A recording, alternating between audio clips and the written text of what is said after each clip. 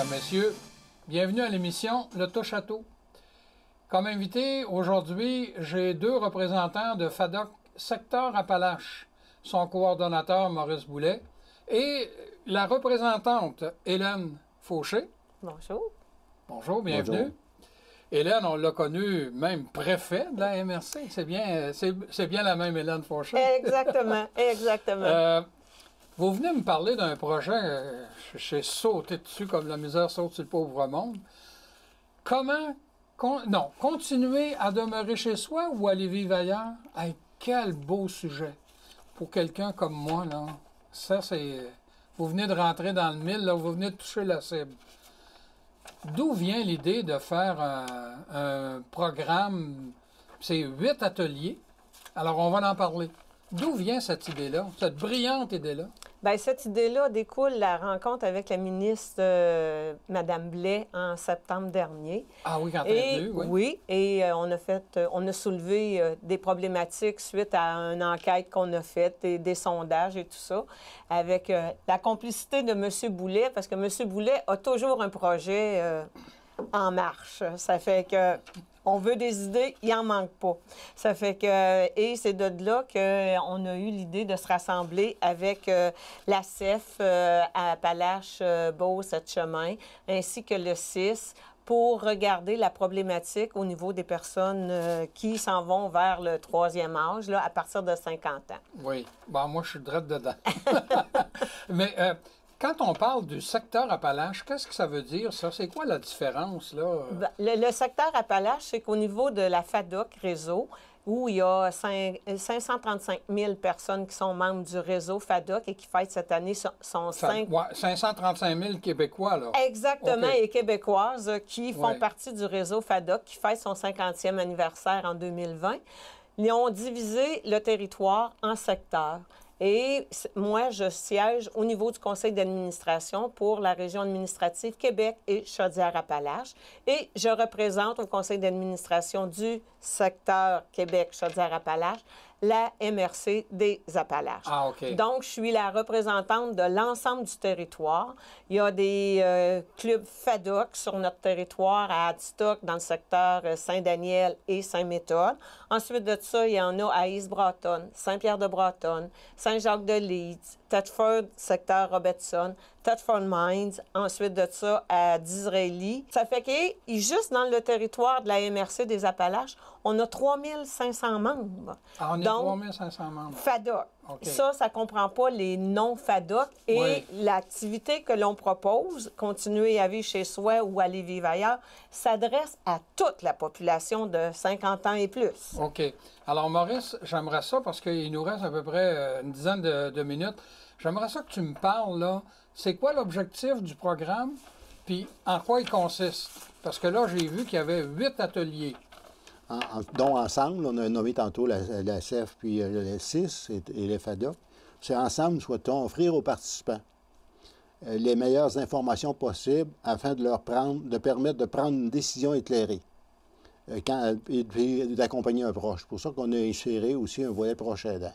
Donc, en principe, c'est de bien informer les gens, leur fournir toute la documentation requise, approfondir de recherche et emmener des gens spécialisés dans chacun des domaines. OK.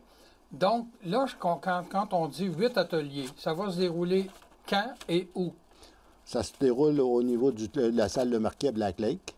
Habituellement, c'est OK, la salle des Chevaliers de Colomb. Là. Oui. C'est ça. Okay. Habituellement, tous les mardis, à compter du 4 février, sauf le 11 février et le 4 de mars, pour la relâche. Okay. Et finalement, c'est en une continuité. Donc, dans l'après-midi, de 13h30 à 15h45, on a un après-midi d'information. Des gens pourront poser toutes les questions nécessaires. On a des spécialistes aussi. On a, entre autres, un notaire. On a aussi un conseiller en gestion du patrimoine. Parce que tant qu'on commence à vieillir, on commence à penser de nos richesses. Maurice, j'aimerais ça que tu me donnes le programme là, des 8 ateliers. Donc, le mardi, le 4 février, c'est présentation du programme en première partie, puis la deuxième partie, toujours le même mardi, 4 février, demeurer chez soi. Et là, je lis que ça, cet atelier-là est gratuit, c'est pour tout le monde. Exactement. Ben, plusieurs appellent ça des portes ouvertes. Portes ouvertes. L'objectif, on informe, ça ne coûte rien, et les gens viennent chercher de l'information. Il y en a qui ont juste besoin de la première journée, parce qu'ils ont dit, nous autres, on va toujours rester chez nous, on va vivre là jusqu'à 100 ans. Et à ce moment-là, je veux dire, ils ont besoin de savoir, connaître les services qui peuvent être donnés OK. par, je veux dire, l'action volontaire, par la coop, par le CIS, le centre de santé. Donc, ils ont suffisamment d'informations pour dire, à un moment donné, on est bien chez nous, on reste chez nous dans des conditions acceptables. Et les 7 autres ateliers, vous chargez 20 $ par personne. Oui. Pour... Mais pas 20 $ par atelier, là. Non, non. C'est 20 $ pour l'ensemble. C'est ça. Ça va y avoir une documentation très, très importante. Je veux dire, parce que chacun des ateliers vont comporter des informations clés. OK. Alors, allons-y, justement. C'est pas 100 pages qu'on donne, c'est des informations clés. OK. Alors, le 18 février, ça va être quoi? Ben, ça allait dire, à un moment donné, si je dois quitter chez nous. Il Oui. faut que j'aille vivre ailleurs. Chez nous, quitter chez nous, là, ça veut dire que je peux être en villégiature sur le bord d'un lac, décider de s'en venir en ville, un appartement. Ça, OK. c'est d'aller vivre ailleurs. OK. Et là, il faut penser tout ce que ça implique. Ça va être le sujet. Puis savoir, à un moment donné, les choix. Donc, le CIS va présenter tous les sites d'hébergement possibles. Il va passer des HLM, aller jusqu'au CHSLD, mais toutes les informations seront là. Puis il sera en mesure, ils vont avoir déjà donné de l'information sur les services qu'ils peuvent rendre, soit sur le bord du lac ou en CHSLD même. OK. Le mardi 25, signer un bail. Oui, parce que si on s'en va ailleurs, en logement, Ah oui. particulièrement dans des résidences, parce que les bails ou en appartement, il faut signer un bail. Au niveau des centres des résidences, c'est plus compliqué. C'est normalisé. Et puis, il y a beaucoup des éléments pointus. Donc, on a de la misère. On n'est pas habitué d'avoir vécu en résidence. Hein? Ouais. On n'a jamais signé de bail. On pense qu'on va déchirer ça demain matin et on va partir. Mais dans la vraie vie, il faut voir tous les éléments de complications. Les implications. Il y a des obligations pour le propriétaire, puis il y en a également pour le locataire. Fait que tu ne peux pas partir là, en disant « Tiens, tes clés, je pars. OK. Fait que c'est ça qu'on veut faire connaître aux gens. Le 10 mars, c'est s'adapter à son nouveau milieu de vie. Ça, je pense que c'est sérieux. Les gens, ils pensent souvent. C'est comment je dois faire, où je dois aller. Puis mes amis ne seront plus là. Je veux dire, mon médecin ne sera plus là. Je veux dire, à un moment donné, tout le voisinage, on le perd, là. Oui. C'est un peu tout ça. Donc, il y a des façons, des méthodes à faire, des conseils à donner. Et ça, c'est le CIS qui vient de donner cette information-là. Quand on dit du CIS, là, on parle Centre du de santé, centre d'intégrer le service social. Centre intégré de santé et de services ça. sociaux. OK. Alors, le 17 mars, c'est évaluer sa situation financière. Oui, parce que là, à un moment donné, ça demande des fois des éléments différents. Donc, on dit qu'il faut faire un budget. Il faut essayer de planifier. C'est différent de sa vie normale, souvent. Et à ce moment-là, c'est de préparer ce budget-là. Il y a des crédits d'impôt qui viennent s'appliquer tant qu'on a 70 ans et plus. Donc, c'est toutes ces informations-là qui sont fondamentales. OK. Le 24 mars, il y a 2 parties. 1, vendre sa maison et 2, disposer de ses biens et de se préparer au changement. Oh, là, c'est un gros morceau, ça. Là. Bien, souvent, c'est là-dessus. Là. Je fais quoi? Bien, dans des cas, je fais quoi avec ma terre? Comment je vais m'en disposer? Qui est intéressé? Comment je vais vendre ça? À qui je vais vendre ça? Comment je vais faire pour vendre ça? Et l'autre, lorsque je vais quitter, j'ai des biens. Tu sais, on commence à dire à 65 ans, déjà, il y a des choses que je n'achèterai plus, je n'ai plus besoin. Qu'est-ce que je vais faire, mais que je déménage ailleurs? Ouais. Le gros congélateur, il faut que je le garde encore. Mais qu'est-ce que je vais faire avec ça? Qui va prendre ça? Et là, ben, Avec ça, c'est celle-là. oui, hein, on se comprend, là. Quand ça fait 48 ans comme moi qu'on est mariés, on a ramassé du stock, pas à peu près. Puis quand on va fermer la maison, ailleurs les coins. Hein? C'est ça, hein? Beaucoup d'épuration à faire dans nos choses. On commence déjà à éliminer des petites choses qu'on se sert moins et qu'on a moins de besoin. Ça fait que... Il en reste 2. Le mardi 31, il y a 2 parties aussi. Gérer son patrimoine familial et préserver ses avoirs financiers. Bien, le premier temps, on a fait venir un notaire. Je pense qu'à un moment donné, sur la gestion du patrimoine, le notaire est important. Ça peut être le testament, procuration, le mandat de protection, les directives médicales anticipées. Des fois, les gens sont craintifs là-dedans, ils ne savent pas ce que ça veut dire. Et puis l'autre, si on dispose d'une propriété, bien, je veux dire, on ne veut pas tout donner à l'impôt. Donc, à ce moment-là, ça veut dire qu'il faut avoir des bons conseils pour le faire d'une façon adéquate. Et on vient après ça, je veux dire, ces avoirs financiers. Il faut les préserver. Ça, c'est un autre élément. On a peur qu'à un moment donné, ils vont tout récupérer lorsqu'on va aller au CIS, en CHSLD, des fois. Donc, je veux dire, ils feront des mauvais mouvements. Fait qu'on va avoir un conseiller en gestion du patrimoine pour parler du placement non enregistré. Ça, c'est un phénomène. Les rires, les fers, les CELI, qu'est-ce qu'on fait avec ça? Oui, oui. Les assurances vie. Il y en a qui nous vendent des assurances vie pour donner en héritage. Bien, il faut tout vérifier ça. À qui on les distribue aussi, là. Oui. Puis le transfert des avoirs aux héritiers. Parce que, à un moment donné, je veux dire, bon, maintenant, on va être rendu à donner des biens à quelqu'un. Mais je veux dire, on veut les donner d'une façon la plus équitable possible et comment on s'y prend. Okay. On veut sauver de l'argent aussi. Hein? Ouais. Et le dernier cours, le 7 avril, accompagner un proche. Bien, ça, c'est un peu les proches aidants. Oui. Dans le sens que, je veux dire, lorsqu'on vieillit, à un moment donné, il y en a un des deux qui perd un peu plus d'autonomie. Donc, il faut s'entraider. Et ça, il y a un équilibre là-dedans. Ce qu'on dit, souvent, les gens vont se consacrer à me dire, à un moment donné, je t'en prends soin jusqu'à la fin de mes jours. Mais je veux dire, comment ils vont s'épuiser. Donc, on dit, à un moment donné, vous avez besoin de l'aide. Et je veux dire, on va les faire découvrir les aides, les stratégies à prendre, comment ça se passe.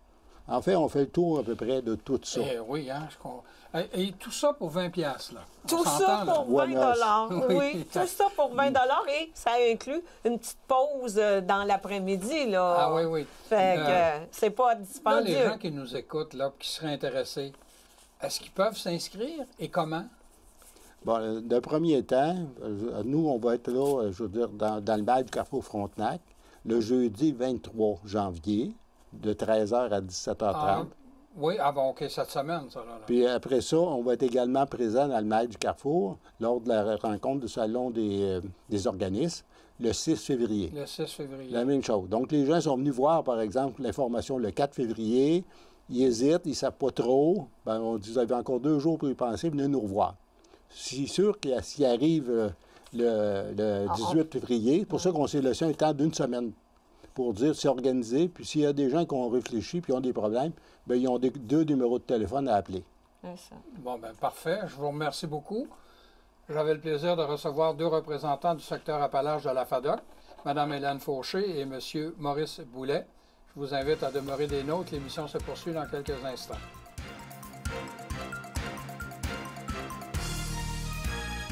De retour à l'émission, dans la deuxième partie, nous allons parler de danse, de ballet classique. Et pour nous en parler, j'ai le plaisir d'avoir à mes côtés une nouvelle Thetfordoise qui vient de la Colombie également. J'ai le plaisir d'avoir à mes côtés Natalia Burgos Romero. Encantado, señora? Encantada. Et son traducteur, parce que Natalia est en train d'apprendre le français. Alors, j'ai le plaisir d'avoir à mes côtés également Yohan Ray. Exact. Alors, lui, on peut lui parler en français. Oui. Bonjour, monsieur Ray. Bonjour. Alors, vous êtes le traducteur de Natalia. Natalia, on a à Thetford Mines une nouvelle école de danse qui s'appelle École de danse Je t'aime Canada. Depuis quand? ¿Desde qué momento es que existe la escuela de danza? Desde el mes de septiembre. El mes de septiembre. 2019, exactamente. Alors, depuis le mois de septembre à Thetford, il y a une école de danse ballet classique. Oui. Alors, j'imagine que toi, Natalia, tu as une formation de danseuse ballet classique. Es que tú tienes una formación de ballet clásico. Oui. Oui. Oui. Et à quel endroit? ¿Dónde? En la Colombie. La Colombie. Oui. Hein? Mi profesora de espagnol es una colombiana también. Alors, je viens de dire que mon professeur d'espagnol est également une colombienne.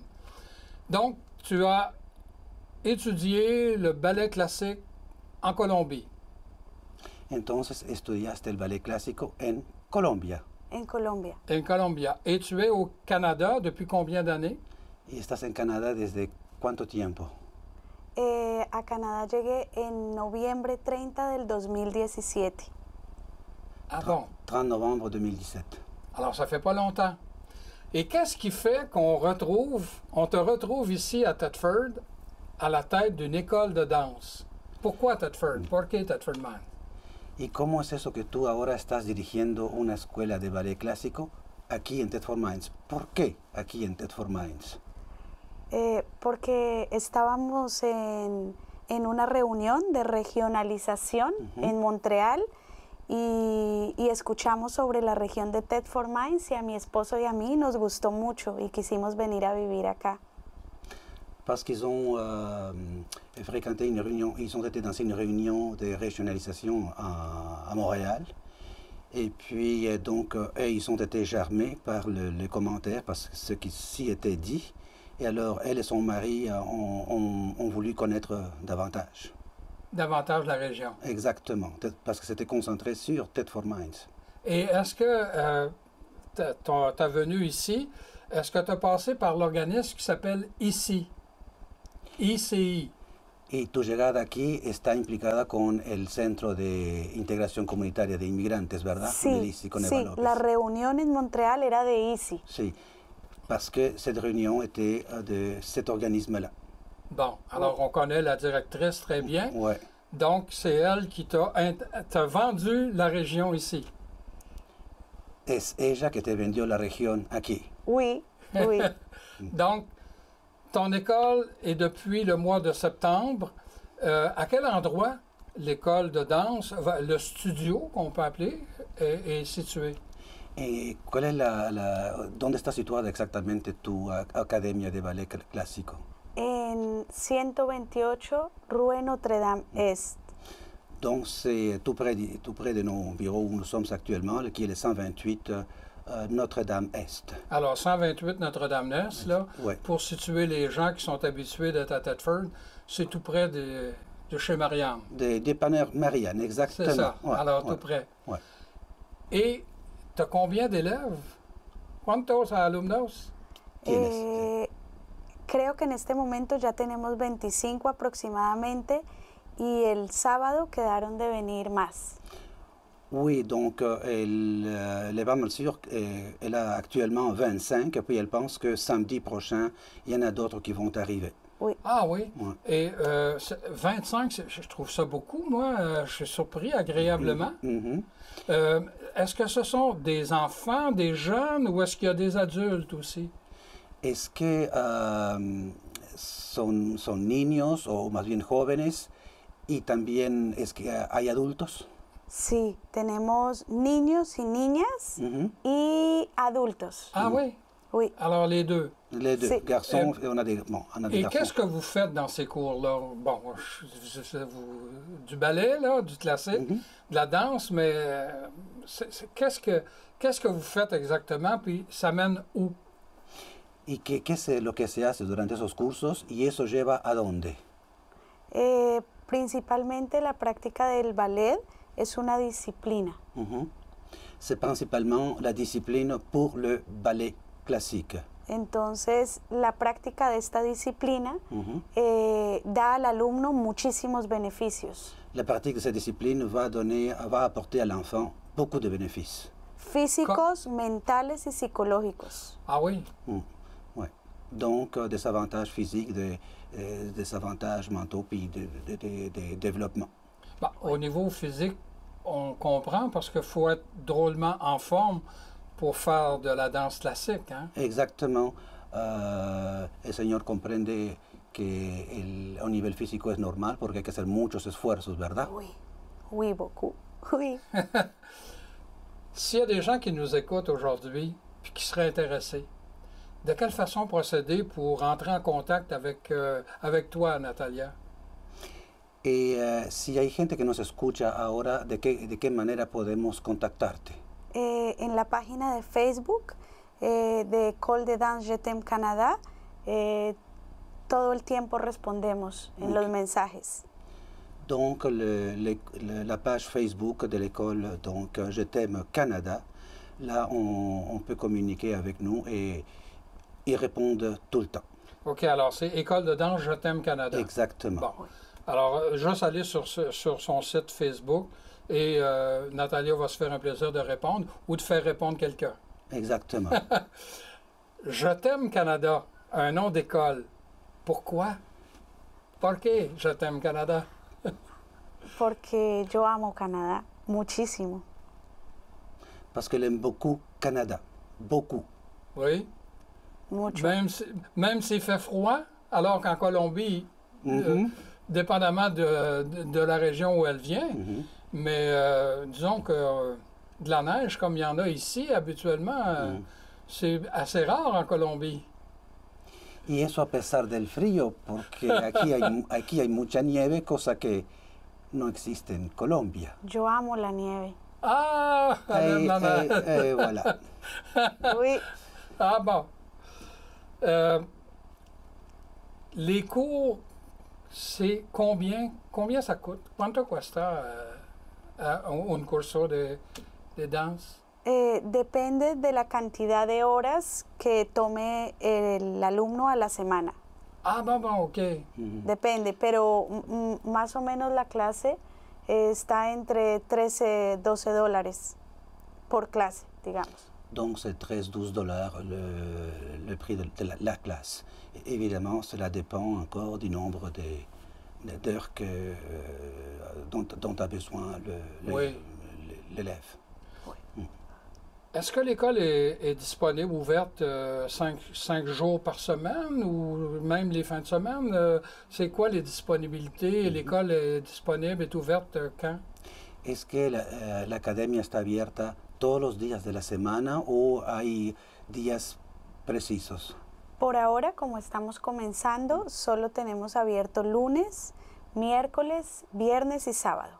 Pour l'heure, c'est lundi, mercredi, vendredi et samedi. Durant la soirée ou le soir avec les enfants, il faut que ce soit le soir? Oui, le soir en général, oui. Pero debo comprender de que si hay más alumnos, se pueden abrir otros días más. Claro. Okay.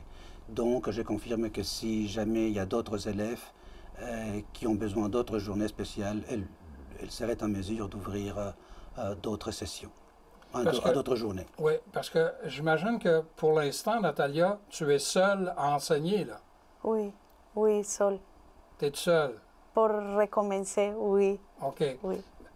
Les 25 élèves ne sont pas toujours ensemble, sont répartis dans les différents groupes. Répartis en différents groupes, oui. Okay. Oui. Alors, tu es en train d'apprendre le français, là, hein? Oui. Oui, un petit. Le français puis l'espagnol, hein, c'est quasi la misma cosa, hein? Oh, similar, pero no, le français est très difficile. Ah, tu trouves ça difficile de parler français? Ah oui. Bon. Monsieur Yuan, il parle très bien français. Oui, très bien. Est-ce que vous l'accompagnez beaucoup au cours des dernières semaines ou au cours des derniers mois? Ben, je les connais depuis qu'ils sont arrivés. Alors, c'est sûr que je me suis intégré à leurs défis quotidiens, recherche de logement, questions avec ceci, questions avec cela, des détails aussi avec l'académie, bien entendu. Oui. Pour la location aussi, trouver non seulement les locations, mais pour eux, pour vivre, mais aussi les locales. Oui. Et j'imagine que si Natalia est ici avec son époux, par l'entremise de ici vous aide aussi? Oui, c'est clair que je le sais. Donc, ici, il les a épaulés quand même dans pas mal de gestions quotidiennes et aussi avec la langue. Oui. Alors, Natalia ne sera pas trop dépaysée parce qu'il y a beaucoup de Colombiennes à Thetford, ou dans la région de Thetford, puis qui parlent très bien français. Donc, à un moment donné, je serais curieux de te recevoir encore l'année prochaine pour voir tout le bien que tu vas dire de la langue française, parce que là, tu dis que tu trouves ça difficile, mais je te souhaite de parler très bien français.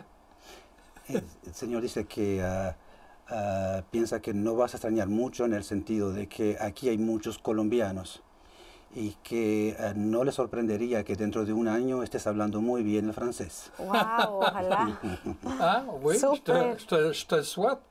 Donc, on rappelle que tu es à la tête d'une école qui s'appelle l'École de danse Je t'aime Canada.